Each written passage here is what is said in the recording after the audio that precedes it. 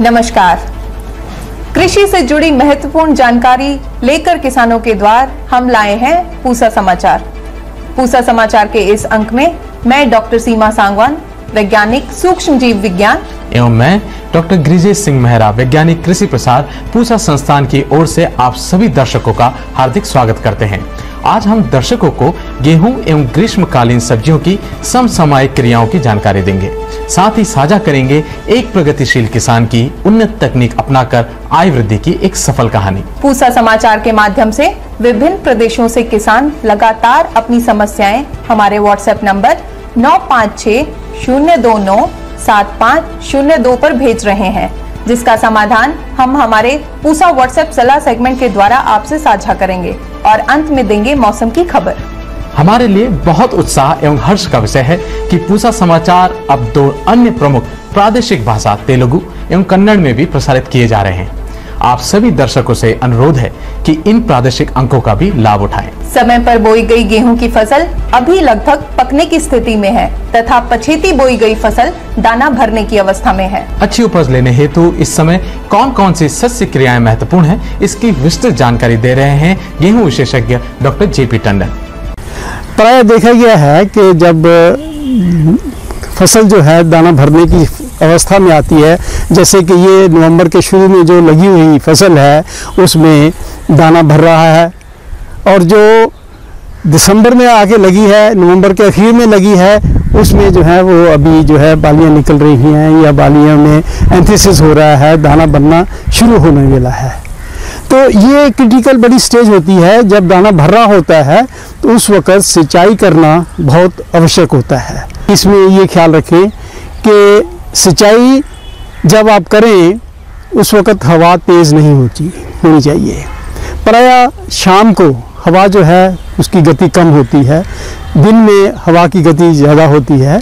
तो सिंचाई इस अवस्था में जब भी आप करें, आप इसको दिन ढलने के बाद ही करें। दूसरा ध्यान रखने वाली बात है कि पानी अधिक ना हो। अगर आप ज़्यादा पानी दे देंगे और खेत को भर के रख देंगे तो उसकी जड़ें जो है लूज हो जाए, कमज़ोर हो जाएंगी और पौधे गिर जाएंगे। इस वक्त जो है मौसम गर्म होता जा रहा है, तापमान जो है सामान्य से अत्यधिक चल रहा है। गेहूं में अगर समान से ज़्यादा अधिक जो तापमान हो जाता है तो दाने जो है छोटे हो जाते हैं।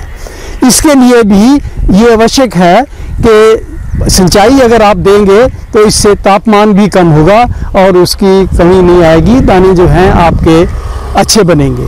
ऑल इंडिया कोऑर्डिनेटेड प्रोग्राम के थ्रू जो है वो जो है पोटाशियम क्लोराइड का घोल बना के अगर आप इसका स्प्रे करें, बहुत हल्का घोल बनता है, 2 ग्राम प्रति लीटर, तो 1 एकड़ में 400 ग्राम लगेंगे। और इसका अगर आप स्प्रे जब ये दाने बनने शुरू होते हैं, जैसे दिसंबर वाली क्रॉप है जिसमें दाना बनना शुरू हो रहा है और गर्मी भी है और सारा दाना जो है गर्मी में भरना है, उसमें आप पोटाशियम क्लोराइड का स्प्रे करेंगे तो बहुत आपको लाभ होगा। उसमें पैदावार भी बढ़ेगी और उसका जो दाना है वो भी मोटा बनेगा। दूसरी समस्या होती है कि दाने में काले निशान पड़ जाते हैं, काला सिरा, एक वो समस्या होती है। और दूसरा होता है एक फोलियर ब्लाइट्स, पत्ता जो है वो जलना शुरू हो जाता है। आप भी देखा होगा कि इस स्टेज में आमतौर पे इसकी समस्या काफ़ी आती है, जिसे पत्ता झुलसा जो है वो होता है। अगर वो आता है तो दोनों चीज़ों को रोकने के लिए आप मेनकोजब जो है उसका अगर आप स्प्रे करेंगे तो आपका एक तो पत्ता झुलसे की जो रोग है वो कम होगा, और दूसरा जो दाने में काला सिरा आता है, कनाल बंद डिफरेंट होता है, एक काला सिरा सिर्फ दाग सा होता है काला सा, और लेकिन उससे भी कीमत जो है दाने की कम हो जाती है। काला सिरा रोग को कम होगा और साथ ही साथ में आपका झुलसा रोग, पत्ती का झुलसा रोग जो है वो उस पर भी नियंत्रण होगा। पोषण सुरक्षा तथा आय वृद्धि को सुनिश्चित करने हेतु सब्जियों का महत्वपूर्ण योगदान है और ग्रीष्मकालीन सब्जियों में किसान मुख्यतः कद्दू वर्गीय सब्जियों को उगाते हैं।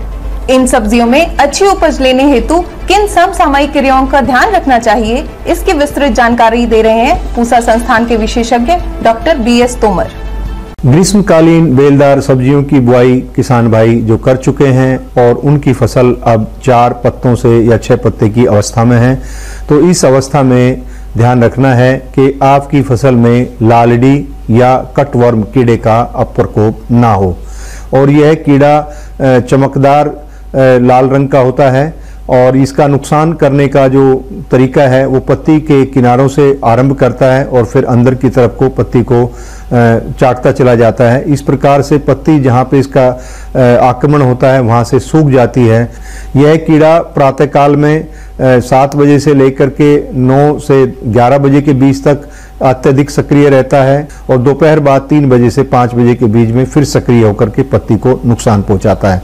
आप जो लकड़ी या चूल्हे की जो राख है, गोबर की उपलों से बनी हुई राख है, उसको आप महीन करके कपड़े में इसको लेकर के पौधे के ऊपर शाम के समय उसको बुरकाव कर सकते हैं और इस प्रकार से आप एक मैकेनिकल बैरियर स्थापित कर सकते हैं। इसमें आप मार्शल एक कीटनाशी है, उसकी आप 1.5 ml दवाई प्रति लीटर के हिसाब से घोल बना करके आप इसका सब छिड़काव कर सकते हैं। दूसरा जो प्रमुख कीड़ा है जो कि जिन किसान भाइयों ने अपना खरबूजा, तरबूज, लौकी, तुरई या टिंडा आदि की बुआई सीधे बीज से की है और उसमें जैसे ही बीज जमा होने के बाद उसके जो बीज पत्र बाहर निकलते हैं, यह कीड़ा रात्रि के समय बाहर निकलता है और जो नवोद्भिद है, नया पौधा है, उसको जमीन के ऊपर से काट देता है और उसके नुकसान के जो लक्षण हैं वो हमको दिखाई देते हैं कि जब आप सुबह खेत में जाते हैं तो आपके जो पौधे हैं वो गिरे हुए मिलते हैं।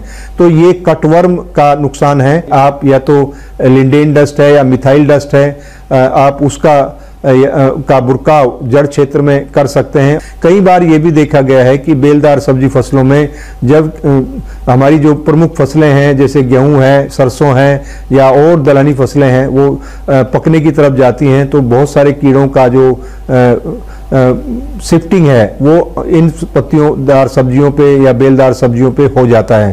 तो ऐसे में कई बार ये भी देखा जाता है कि उसमें माहू का भी आक्रमण हो जाता है, विशेष करके जो खीरा है, ककड़ी है या हमारा टिंडा है। अगर इस प्रकार के नुकसान आपको कीड़ों का प्रकोप दिखाई देता है तो उसके लिए मेटासिस्टोक्स या रोगर या जो है कॉन्फिडोर, तीनों में से जो भी आपको ये कीटनाशक उपलब्ध है उसकी 1 ml दवा प्रति लीटर दर पानी के हिसाब से घोल बना करके उसका छिड़काव करके इसको नियंत्रित किया जा सकता है। अगली बात है कि जो बेलदार सब्जियां जब 1 महीने से या 35 दिन की हो जाती हैं तो उसमें पहली नत्रजन की खुराक देने की आवश्यकता है और नत्रजन की मात्रा वो फसल विशेष के ऊपर निर्भर करती है, लेकिन हम सामान्यतः कहते प्रारंभ की अवस्था में अगर हमारे किसान भाई 10 से 15 किलोग्राम यूरिया प्रति हेक्टेयर की दर से इस्तेमाल करते हैं, या तो आप पानी देने के बाद जब खेत में थोड़ा गीलापन रहे तो जड़ के क्षेत्र के चारों तरफ थोड़ा थोड़ा 1-1 चम्मच यूरिया का बुरकाव कर सकते हैं, या जब आप गुड़ाई करते हैं उस समय आप डाल दें। अगर किसान भाई बेलदार सब्जियों में पानी देते हैं तो वो प्रातः काल में पानी दें और पानी की मात्रा इतनी अधिक नहीं होनी चाहिए कि पानी का भराव नाली के बीच में रहे या खेत में रहे।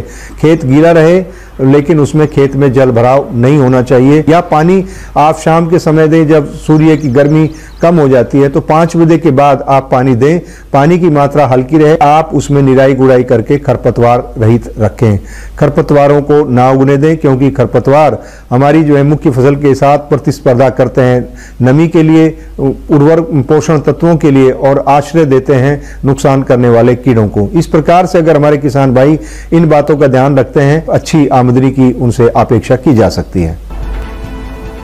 अनेक किसान खेती किसानी की नवीन तकनीकों से उत्तम उत्पादन लेकर सफल किसान के रूप में अपनी एक अलग पहचान बना रहे हैं और ऐसे किसानों का अनुभव अन्य किसानों के लिए भी बहुत लाभप्रद है।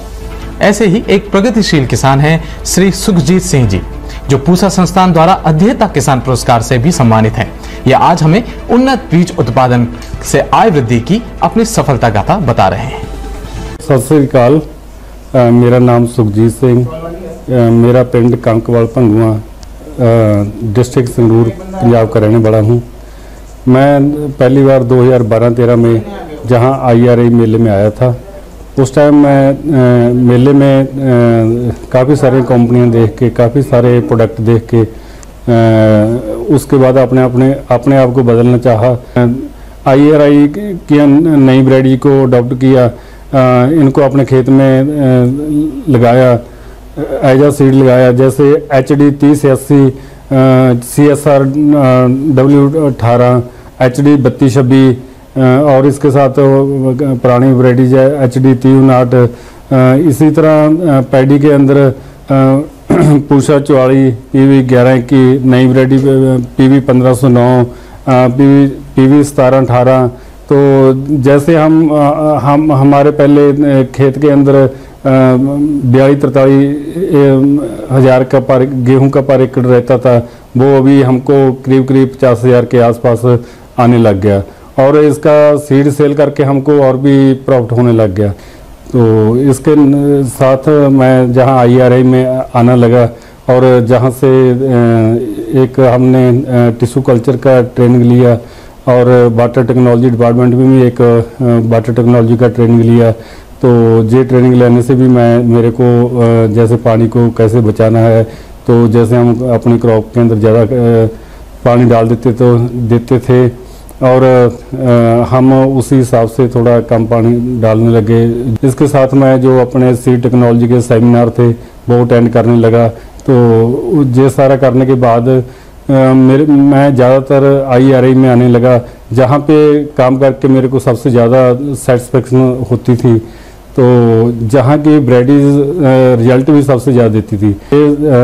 अपनी वैरायटी अपने खेत के अंदर ही काफ़ी सारी वैरायटी तैयार करके अपने प्रोसेसिंग प्लांट में स्टोर करके उसको ग्रेड करके पैकिंग करके अपने आसपास में फार्मर को भी देता रहा, अभी भी दे रहा हूँ और मार्केटिंग के अंदर भी बेचता हूँ। और मैं ज़्यादा से ज़्यादा फार्मर को साथ में जोड़ के रखता हूँ। अपने यहाँ IRI की वैरायटी को फार्मर को ज़्यादा देता हूँ तो इनका लाभ उठा पाएँ और मार्केट के अंदर भी ठीक लिमिट रेट में इनकी सप्लाई देता हूँ, जो IRI की वैरायटीज का सबसे ज़्यादा हमारे किसान भाई इससे लाभ प्राप्त कर सके। Thank you. पूसा समाचार में अब समय है पूसा व्हाट्सएप सलाह सेगमेंट का, जिसमें हम खेती किसानी से जुड़ी आपके सभी प्रश्नों का समाधान साझा करेंगे। चित्रकूट उत्तर प्रदेश से महाप्रसाद जी ने लौकी के पत्तियों के जालीनुमा बनने की समस्या बताई है। आपकी फसल में रेड पंपकिन बीटल का प्रकोप हुआ है। इसके समाधान हेतु सुबह के समय डाइक्लोरोफॉस या कार्बोसल्फान की 200 मिलीलीटर मात्रा 200 लीटर पानी में घोल बनाकर 1 एकड़ में छिड़काव करें। ललितपुर उत्तर प्रदेश से राजकुमार निरंजन जी ने मटर में कीट की समस्या बताई है। आपकी फसल में पॉट बोरर यानी फली छेदक का प्रकोप हुआ है। इसके समाधान के लिए नीम के तेल को 5% की दर से छिड़काव करें या रासायनिक नियंत्रण हेतु स्पाइनोसेट की 60 से 70 मिलीलीटर मात्रा 200 लीटर पानी में घोल बनाकर 1 एकड़ में छिड़काव करें। हनुमानगढ़ राजस्थान से रामनिवास जी ने पपीते में पत्तियों के मुड़ने की समस्या बताई है। आपकी फसल में लीफ कर्ल विषाणु का प्रकोप हुआ है। इसके समाधान हेतु सर्वप्रथम प्रभावित पौधों को आप खेत से हटा दें तथा रासायनिक नियंत्रण हेतु इमिडाक्लोरोपिड की 60 से 70 ml की मात्रा 200 लीटर पानी में घोल बनाकर 1 एकड़ में छिड़काव करें। पटियाला पंजाब से हरविंदर सिंह जी ने खीरे में पत्तियों के भूरे पड़ने एवं मुरझाने की समस्या बताई है। आपकी फसल में डाउनी मिल्ड्यू नामक रोग का प्रकोप हुआ है। इसके समाधान के लिए रिडोमिल गोल्ड की 400 ग्राम की मात्रा 200 लीटर पानी में घोल बनाकर 1 एकड़ में छिड़काव करें। आइए सुनते हैं आने वाले 7 दिनों में कैसा रहेगा देश भर में मौसम का हाल, मौसम खबर में। भारत मौसम विज्ञान विभाग द्वारा दिए गए मौसम पूर्वानुमान के अनुसार अगले 3 से 4 दिनों के दौरान उप हिमालयी पश्चिम बंगाल, सिक्किम, अरुणाचल प्रदेश, असम और मेघालय में अलग अलग स्थानों पर बारिश होने की संभावना है। 21 से 24 मार्च के दौरान पश्चिमी हिमालयी क्षेत्र में गरज के साथ बिजली, ओले, वर्षा तथा बर्फबारी की संभावना है। उत्तर पश्चिम भारत में समीपवर्ती मैदानी इलाकों में गरज के साथ बिजली, ओले, हल्की से मध्यम वर्षा की संभावना है। मध्य और इससे सटे पश्चिम भारत, उड़ीसा, झारखंड, बिहार, अरुणाचल प्रदेश, लक्षद्वीप, अंडमान और निकोबार द्वीप समूह में कुछ कुछ स्थानों पर वर्षा की संभावना है। प्रिय किसान भाइयों, बहनों एवं दर्शकों, आशा करते हैं पूसा समाचार का यह अंक भी आपकी खेती किसानी से जुड़ी समस्याओं के समाधान में जरूर सहायक सिद्ध होगा। आप सभी दर्शकों से निवेदन है कि ज्यादा से ज्यादा संख्या में हमारे पूसा संस्थान के चैनल को सब्सक्राइब करें और इसके हर एक अंक का लाभ उठाएं। हमारे फेसबुक पेज और ट्विटर हैंडल को भी जरूर फॉलो करें। कृषि से जुड़ी समस्याएं या अधिक जानकारी हेतु हमें दिए गए व्हाट्सएप नंबर पर व्हाट्सएप अवश्य करें। अपना नाम एवं पता अवश्य लिखें। आपके सुझावों और प्रतिक्रियाओं का हमें बेसब्री से इंतजार रहता है। कृषि की दिशा में यदि लाने हो नवाचार तो देखते रहिए हमारा साप्ताहिक कार्यक्रम पूसा समाचार। कुछ नए विषयों के साथ नई जानकारी लेकर हम फिर हाजिर होंगे अगले शनिवार। तब तक के लिए दीजिए इजाजत। नमस्कार।